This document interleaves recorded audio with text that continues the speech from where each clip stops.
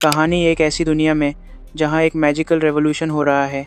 एक जवान ऑर्फन जिसका नाम लू शू है, उसे पता चलता है कि उसके पास कुछ असाधारण एबिलिटीज़ हैं। अपनी बहन लिू शाओयू के साथ मिलकर वे अपनी शक्तियों को निखारने और चुनौतियों का सामना करने के लिए एक थ्रिलिंग एडवेंचर पर निकलते हैं।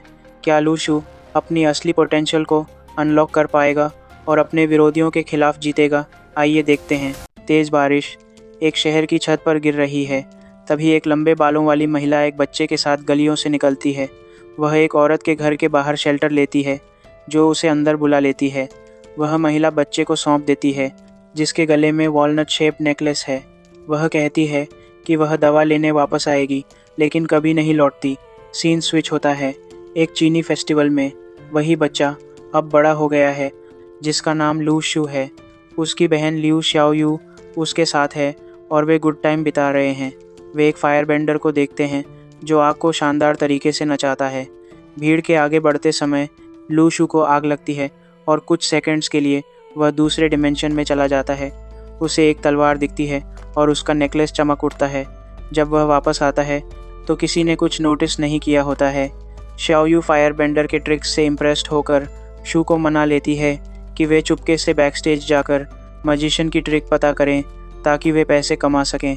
वहाँ शू देखता है कि कुछ आदमी मैजिशियन को घेर रहे हैं। उनमें से एक फायर बेंडर पर टेज़र गन चलाता है और वह अनकॉन्शियस होकर गिर जाता है। जब शाओयू चौंकर आवाज़ करती है तो आदमी उन्हें देखते हैं और कहते हैं कि वे पुलिस हैं और कुछ चेक कर रहे हैं। शू बाथरूम ढूंढने का बहाना बनाता है और वे जाने देते हैं।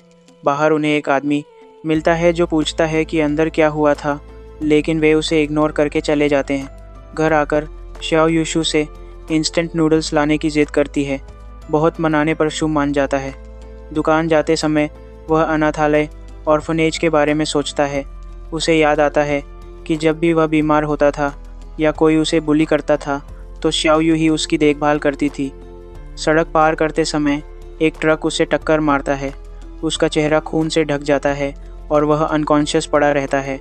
ऐसा लगता है जैसे वह मर गया है, पर यह अंत नहीं है। अजीब सिंबल्स दिखाई देते हैं। शू का नेकलेस चमकता है और उसका शरीर ज़मीन से ऊपर उठ जाता है। उसके सारे ऑर्गन्स नए बन जाते हैं। ऐसा लगता है जैसे उसे एक नई ज़िंदगी मिली है। वह उठकर खुद को अनस्केथ बिना चोट के पाता है। वह बस ड्राइवर को डराकर भगा देता है और बस ड्राइवर के सिर के ऊपर कुछ नंबर भी देखता है।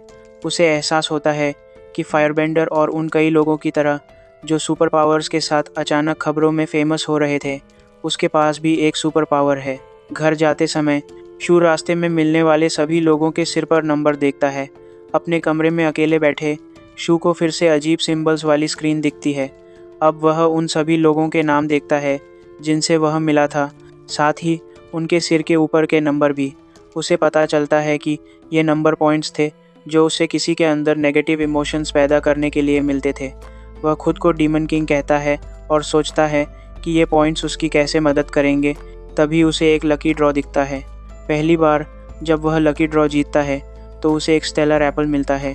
जब वह उसे खाता है तो पूरे शरीर में एक स्ट्रॉन्ग फीलिंग ऑफ कंफर्ट फैल जाता है। शू फिर से खेलता है और उसे एक स्क्रिप्ट मिलता है जिस पर उसकी माँ का गाया हुआ गाना लिखा होता है। वह फिर से दूसरे डायमेंशन में चला जाता है और सोचता है कि यह सब कितना कूल है।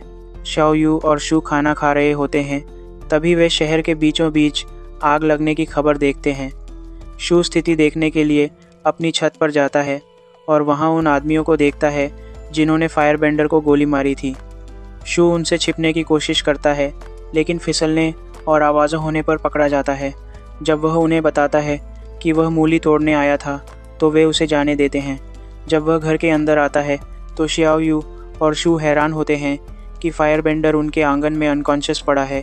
जब शू को पता चलता है कि फायरबेंडर सिर्फ नाटक कर रहा है तो वह उसे जानबूझकर बुरी बातें कहता है ताकि वह पॉइंट्स जमा कर सके। फायरबेंडर उसे जलाने की कोशिश करता है, पर आग से शू को कोई नुकसान नहीं होता। शू लोगों को अनॉय, परेशान करने और ज़्यादा पॉइंट्स पाने के मौके ढूंढता रहता है। स्कूल में वह अवेकनिंग्स के बारे में सुनता है, उन लोगों के बारे में जिन्हें अचानक सुपर पावर मिल गई है। शू का क्लासमेट ली ची स्कूल में पैनिक फैलाता है जब वह अचानक अवेकेंड होता है और एक आदमी को छत से फेंकने की कोशिश करता है। वो कूदकर स्थिति को बचाता है। उसे यह भी पता चलता है कि वह दूसरे अवेकेंड लोगों का पता लगा सकता है और इसी तरह उसे पता चलता है कि उसकी एक और क्लासमेट ताओ चिंग टी भी अवेकेंड है। शू के स्कूल में अवेकेंड लोगों की जांच के लिए ब्लड टेस्ट होता है और हालांकि शू विरोध करने की कोशिश करता है, वह पहला होता है जिसका टेस्ट होता है। शू घर लौटता है और शाओयू को बीमार पाता है। वह सोचता है कि क्या उसे स्टेलर एप्पल खिलाने से वह ठीक हो जाएगी और यह काम करता है। वह जादुई फल को खूब पसंद करती है। वह आदमी जो खुद को पुलिस ऑफिसर कहता था शू का स्कूल आता है और उन स्टूडेंट्स के नाम पुकारता है जो अब डाओ युआन क्लास लेंगे। शू भी उनमें से एक है। एक खुली जगह पर दो आदमी आमने सामने होते हैं। अचानक एक और आदमी आता है और रस्सी वाले से लड़ने की कोशिश करता है। वह तुरंत हार जाता है। शू की क्लास में एक नया न्यूकमर जियांग शुई आता है। डाओ युआन क्लास में पुलिस वाला आदमी अपना परिचय शी फई के रूप में देता है। वह कहता है कि वहाँ इकट्ठे सभी छात्रों के खून में पिछले 17 महीनों से कुछ मात्रा में sodium potassium alloy sodium potassium मिश्र धातु है। अलॉय की खून के साथ प्रतिक्रिया से बायोलॉजिकल चेंजेस जैविक परिवर्तन हुए हैं। वह कहता है कि हर कोई अपने सोडियम लेवल्स के आधार पर एक अलग लेवल पर है। लेवल्स ए सबसे ज़्यादा अलॉय लेवल से शुरू होकर एफ सबसे कम तक जाती हैं और शू का लेवल एफ है। घर पर शू के स्टेलर फ्रूट का सप्लाई खत्म हो जाता है और वह एक नया food item stinky tofu unlock करता है।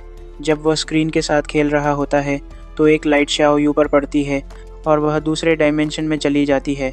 शू उसे बताता है कि वह अवेकन हो रही है। जल्द ही एक नया फूड आइटम अनलॉक करने की चाह में शू अपना टोफू बेच देता है। वह पॉइंट्स पाने के लिए लोगों को अनॉय करने के नए तरीके भी ढूंढता है।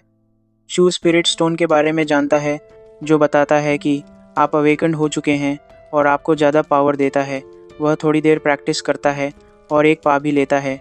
उसे पता चलता है कि वह अपनी असली पोटेंशियल को अनलॉक करने की राह पर है और उसे यह बहुत पसंद है।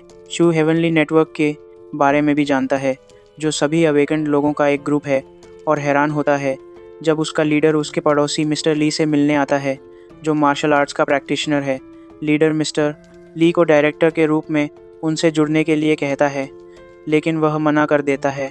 मिस्टर ली के हेवनली नेटवर्क से कनेक्शन को देखते हुए शू मिस्टर ली से स्वॉर्ड फाइट्स और पढ़ाई में उसकी और शाओयू की मदद करने के लिए कहता है। वह जल्द से जल्द अपनी एबिलिटीज़ में मास्टर बनना चाहता है। मिस्टर ली शाओयू से अनॉय होने के बाद शू को पावर ऑफ ग्लू की टेक्निक दिखाता है जो कुछ भी काट सकती है। वह शू को तलवार से प्रैक्टिस करने के लिए कहता है और शू खुद को हवा को काटते हुए महसूस करता है। शू पूरे दिन प्रैक्टिस करता है। वह मिस्टर ली को बताता है कि वह बस शाओयू के साथ एक अच्छी ज़िंदगी जीना चाहता है और यही उसकी एकमात्र रिस्पॉन्सिबिलिटी और सबसे ज़रूरी चीज़ है।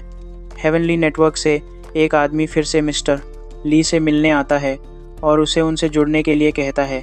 वह उसे याद दिलाता है कि रूइंस खंडहर जल्द ही खुलने वाले हैं और फाउंडेशन को नेटवर्क के काम में इंटरफियर नहीं करना चाहिए। मिस्टर ली शाओयू और शू को सोडियम पोटेशियम अलॉय टेस्ट लेने के लिए कहता है। हालांकि दोनों यह देखकर हैरान होते हैं कि उनका लेवल इंस्ट्रक्शन पेपर पर इंडिकेट नहीं किया गया है। शू सोचता है कि क्या ए से भी ऊंचा कोई लेवल है। जब शाओयू सो रही होती है तो वह दूसरे डायमेंशन में ट्रांसपोर्ट हो जाती है और नींद में ही खड़ी हो जाती है। शू उसे जगाता है और वह एक्साइटेडली उसे बताती है कि उसने अपनी अवेकनिंग हासिल कर ली है। शाओयू उसे बताती है कि उसकी सुपर पावर मरी हुई चीज़ों को ज़िंदा करना है। हालांकि अगर वह एक चीज़ को ज़िंदा करती है तो पुरानी चीज़ डिसिपेटे विलुप्त हो जाती है। शू शाओयू को एक स्लॉटर हाउस ले जाता है ताकि वह सुअरों पर अपनी पावर का प्रैक्टिस कर सके। शाओयू की सुपर पावर का पता लगाने में बहुत समय बिताने के बाद शू को एहसास होता है कि वह केवल एनर्जी का बॉडी बनाती है और चीज़ों को वापस ज़िंदा नहीं करती है। शू शाओयू को टमाटर के साथ स्क्रैम्बल्ड एग्स का आनंद लेते देखकर खुश होता है और कामना करता है कि वह उसके लिए घर खरीद सके। टीवी पर शू एक रॉबरी की खबर देखता है जिसे उसने भी महसूस किया था। वह देखने बाहर जाता है लेकिन शाओयू उसे बताती है कि उसने भी इसे महसूस किया था और उसके साथ जाती है।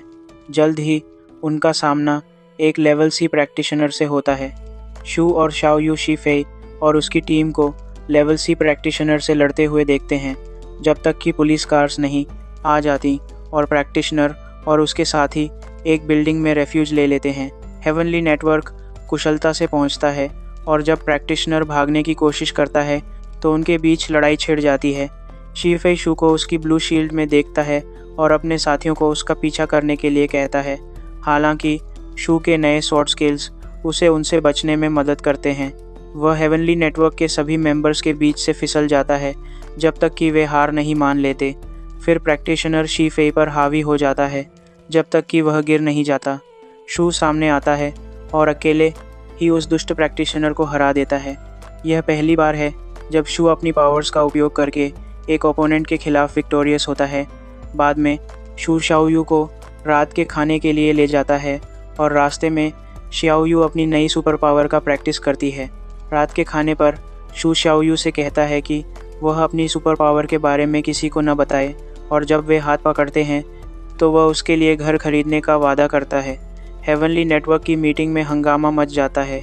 हर कोई इस बात से कंफ्यूज्ड है कि वह कौन था जो आया और उसका ब्लू स्किन क्यों था।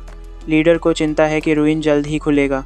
शाओयू शू को शॉक कर देती है जब वह लेवल सी प्रैक्टिशनर के शरीर को फिर से जिंदा करती है।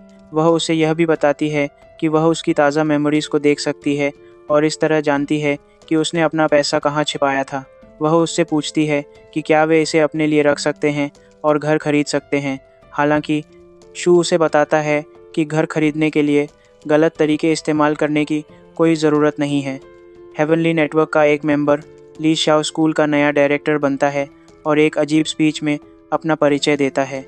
वह एक लेवल बी प्रैक्टिशनर है और डाओ युआन क्लास के छात्रों का अल्टीमेट सुपीरियर भी बन जाता है। वह छात्रों से कहता है कि अगर वे किसी ऐसे प्रैक्टिशनर को नोटिस करें जो स्वॉर्ड्समैनशिप जानता हो तो उसे रिपोर्ट करें। यानी अगर किसी को शू की अवेकेंड पावर्स का पता चलता है। शू जांग से पूछता है कि क्या वह अपने सिल्वर स्टोन्स को एक ब्लैक मार्केट में बेच सकता है। जांग उसे एक डीलर से मिलवाता है और अपने अकाउंट में पैसे के साथ शू शाओयू को एक स्मार्टफोन खरीदता है। वह उससे यह भी वादा करता है कि वह अगले दिन उसके लिए घर खरीदेगा, जिससे शाओयू खुशी के आंसू रो पड़ती है। कारा शू को एक कॉल आता है जिसमें उसे तुरंत स्कूल आने के लिए कहा जाता है क्योंकि स्कूल की कार निकल रही है और शू शाओयू को टेक्स्ट करता है कि वह घर पर सुरक्षित रहे और दरवाज़ा बंद रखे। लू शू कहाँ जा रहा है और स्कूल छात्रों से क्या करवा रहा है, मुझे लगता है कि ये हमें अगले एपिसोड्स में पता चलेगा।